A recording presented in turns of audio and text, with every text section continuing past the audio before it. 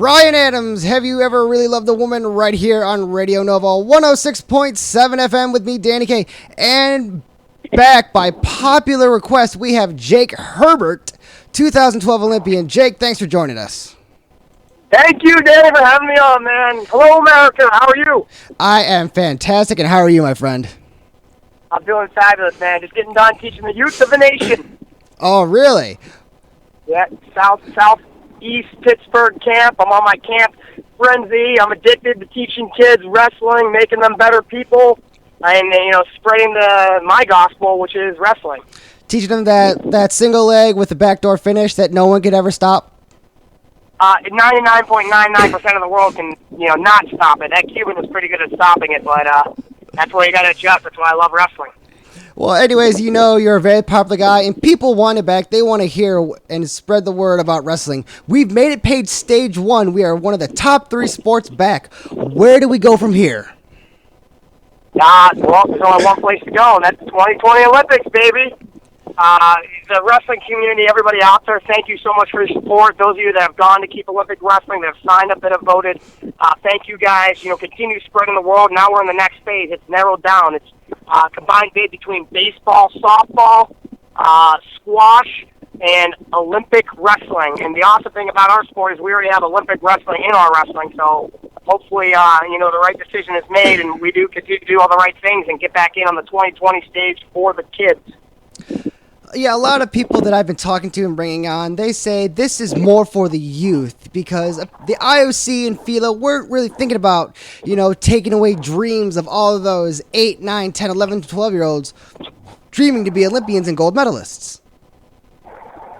Yeah, exactly. And that is a quote Tom Brands. I think it was Tom Brands. He goes, who's going to go up to that 14-year-old kid and tell him he can't be an Olympic gold medalist? I'm not telling that kid that. I freaking love the Brandses. Love them, man. And it's true. I mean, it's not about us. It's about our future. It's about our generation. I mean, I don't want to live in a world without wrestling. Wrestlers are tough. There's a reason why, 14 out of the, 50-some presidents of the United States of America were wrestlers, especially back in the day when they were tough, when there were politicians. That's why they were wrestlers, because they're tough people. We're leaders. We're strong. We're relentless. When things are bad, we keep digging. We keep going through. And that's why I love the wrestling community. That's why I love calling myself a wrestler. And that's why when I see somebody with cauliflower, I always say, hey, what's up, man? Absolutely. What can we do right now to come together as a country and as a world to make sure we get our sport back in 2020 and further games? The biggest thing we can do right now, guys, is you got to show your support to FILA. Now, you got to remember, a lot of people place the blame on FILA. A lot of people are trying to blame the IOC for this happening. These are negative things, guys. We're not negative people. We're wrestlers. We're positive. This is going to be the best thing that happened to wrestling when they get dropped. It's getting attention. It's getting media. It's forcing change. We already have the rule change, which is great. We're done with the ball pools. We're done with the 2 out of 3 periods. We got action back in it. That's huge. FILA's making great steps, great adjustments. Now, it's not going to be done right away. It's not going to be done perfect. It's going to be a trial and error process. All right, we're going to take these rules. We're going to see how they are, and we're going to tweak them until we get them perfect. So right now what you can do is you can go on Twitter, FILA_official, like them, follow them. Go to the Facebook page, click like. Right now squash, I think, has 100,000 likes on Facebook. FILA wrestling only has like 20,000. We need to get everybody out there. They need to like FILA's Facebook page. They got to do that. We got to support, we got to support our world governing body. You were at Wrestlers United out in L.A., and Cale Shonin, you were with him. He says, with the new rules, it's going to promote easier watching, higher scoring matches, easy following. Expand on what Shale was talking about. Shale, awesome guy, big wrestling fan, great supporter, big fan of the guy, and he's right, man. I mean, we have the new rules. It's 2 3-minute periods. No more wrestling for just 4 minutes and winning a world title. You got to battle it out for 6 minutes. It's a lot longer. They scored a couple of points differently. But I think that change is huge. Instead of having to win 2 out of 3 periods, which kind of forces stalling, I mean, if I got to win a period and I'm up 1-0, I'm not going to keep wrestling. I'm going to hold my lead because I got to win that period to win the match. Now I have to score more points than my opponent. That's how I win. So it's going to create action. It's going to force people to wrestle. It's going to force people to build leads. It's going to create excitement. It's awesome. And you're going to get people tired. And when they get tired, there's point scoring. You guys should check it out. this weekend coming up, not tomorrow, but next weekend, is the World Team Trials. The new rules will be in effect. They'll be on Flow Wrestling. There'll be coverage on NBC Universal. These are the heroes. These are the guys that will be the 2016 Olympic gold medalists. Get out there and watch it. If you're in Oklahoma, you should be there. It's in Stillwater. It's going to be a blast. They got pyrotechnics. We got bands playing. They're putting together a big show, guys. This is Wrestling Revival. I cannot wait for the World. Are you going to be there, Jake? Oh, you know it. Nothing can keep me away from that.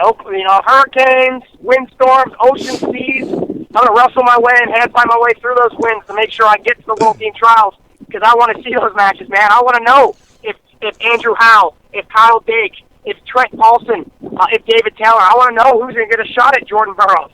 I want to know between Logan Stever and Coleman Scott, Reese Humphrey and Jimmy Kennedy. I want to know who wins, man. This is the greatest wrestling out there.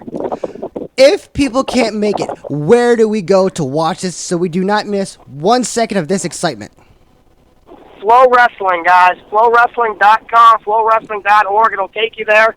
You get a subscription. You can watch it online. And not only do you get to watch the World Team Trials, but you get hundreds and thousands of real live technique videos. So if you want to improve your wrestling, you want to be a better coach, you want to be a better wrestler, they have all that stuff on there, guys. It's a great website. And then I believe NBC Universal will have a post-production coming up. I don't have the information for that, but it will be out there. You got to believe it. Wrestling's back. It's here. It's going to be exciting, man. I'm kind of upset I can't wrestle in it, but I'm really pumped as a non-competitor that I get to watch the matches this year. I get to finally see all the excitement. How is shoulder recovery treating you? It never treats anybody good. I got full range back. The 11th was 6 months, so I'm doing great. It's feeling strong. It's feeling good. The rest of my body hurts though. The knee, the back, everything else. Teaching these camps isn't easy, but it sure is fun. And I don't know what the future holds, but man, I'm excited. I'm excited. My body's getting back there. I can do handstands. I can do cartwheels. I can show my moves. I got to figure out how to take over the world. That's step one. Everyone's been emailing me. Are you going to come back when you're fully recovered? Will you make a comeback? I wish I could tell you that. My goal, what I want to do is I'm definitely going to take this year off. I'm going to miss this World Team Trials. I'm going to miss the World Championships. That's fine. I think I'm going to try to do a couple of the fun wrestling. There's that First to 10 Tour AC Wrestling by Tig Moore, which he started. And there's one in Pittsburgh happening, I believe, in September. I'm going to try to wrestle in that. And then there's another one, the Midlands. I would almost think about seeing if I can maybe compete in that this year, do a little folk style coming at me, just to keep my body in shape, to give me something to train for, to really get me ready for it. And then, I'll go from that. I got to listen to the body. The mind wants what the mind wants, but if the body isn't prepared to do it, if I'm not prepared to walk through the gates of fire, I know the dedication. I know what it takes to get to that gold medal stage, to get to the Olympics, and it's a lot of work. And I know I want to do it, but I don't know if my body can go through it, another 3 or 4 years. How many times were you Midlands champion? How many times was I what champion? Midlands. I know because you wrestled for Northwestern University, which hosted the Midlands champions. How many times did you win that tournament? I believe just 3. I was 3 out of 4. I wrestled in it as a Olympic redshirt year in 2008, like 2 weeks after meniscus surgery. I lost to a wrestler by the name of Jake Varner. I want to say he got lucky, but he ended up being a pretty good wrestler. Jake Varner, who's that? Who's that? So it's not anybody to hang my hat to, but he got me, and that's just the way it happens sometimes. Now, the biggest thing that we're going to come back to the youth. If you could tell the youth one thing right now, what would it be? One thing to what? If you could tell the youth to stay strong, or because I'm an assistant coach, and a lot of these kids are like, well, I don't want to wrestle if I can't compete for a gold medal. Well, tell them, first of all, they only give out 7 gold medals every 4 years. So the goal should be a gold medal, but you don't wrestle for the medal. You wrestle to be the better person. You wrestle because of the journey. My goal was to be an Olympic gold medalist. I didn't get it. Does that make me a failure? In my mind, yes. If you ask anybody else, they're not saying I'm a failure. They're like, oh, heck, man, you made it to the Olympics. That's great. Yeah, I don't look at it as a wrestler like that, but I look at who I was before the Olympics, and I look at who I am now, and I look at the work, the dedication, the sacrifices, the people I've done, the people I met, the places I got to go, the things I got to do, the other people I inspired, and that's where the real winning is. You know, I'm 100% different. You know, regular just Jake Herbert is not even half the man that Olympian Jake Herbert is, and he's not just a better wrestler, but he's a better person for the journey. He's a better person for that sacrifice. So that's what it's about, guys. You know, we're lucky. In our world, you should use wrestling to get a Division I scholarship. That should be your goal, to get into a great school and get a scholarship. Over in Russia, over in Azerbaijan, they wrestle to eat. They wrestle to live. It's different. It's very different here. We're lucky. We're spoiled. We're not as hard as they are, but you know what? We work harder. We train as harder. We want it more, and that's the difference. So you stay in it as a youth. Consistency, guys. Be a student of the sport. Get on Flow Wrestling. Follow these guys on Twitter. Go see what Jordan Burroughs is up to. Say hi to Kyle Dake. Say hi to the Magic Man, David Taylor. They'll get back to you. They're great people. You said in our first interview, wrestling has saved your life and created the man you are today. Expand a little bit more on that, since people have emailed me like, well, what do you mean by that? Well, I wasn't a good person, man. I didn't know who I was. I wasn't doing the right things. I was 13 years old. I was 14 years old. I didn't know who I was. I didn't know what I wanted to do. I didn't know where I was at. I mean, I was getting C's.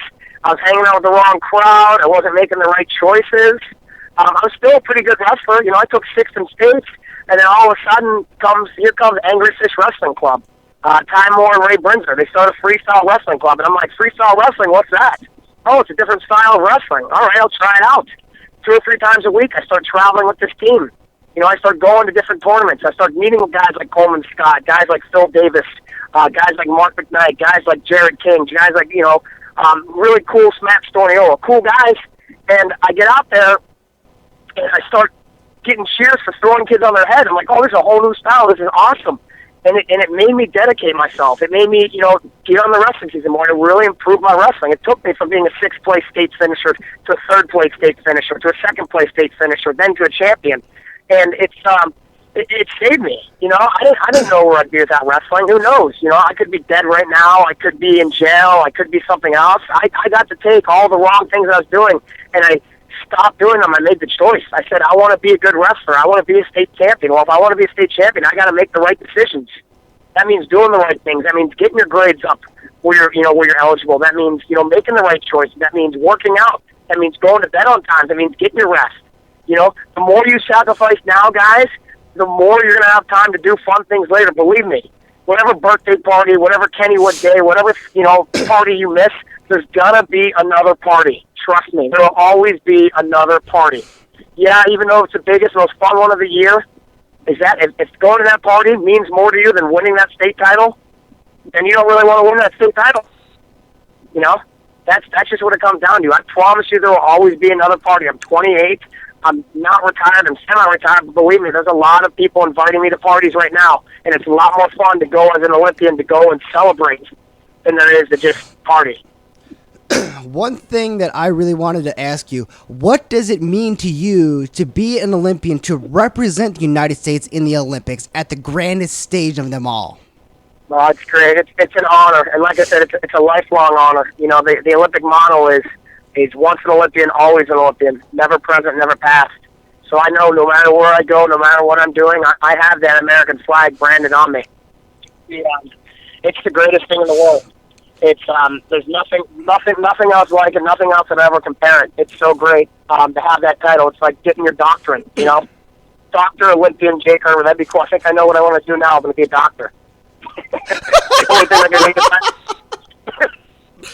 it. We had one of your teammates, Jared Furr, almost miss his child's birth to represent the country. What does that tell you? That's dedication right there. He was all set up, ready to watch it via Skype. He was really pumped, and he was going to invite all of us. And I was like, "Hey, man, I saw knocked up. That was enough for me. I don't want to see that happening anymore." You know, I'm sure that's a beautiful thing. I'm sure it is, but I'm good. You know, I don't need to see that. But I mean, that's it.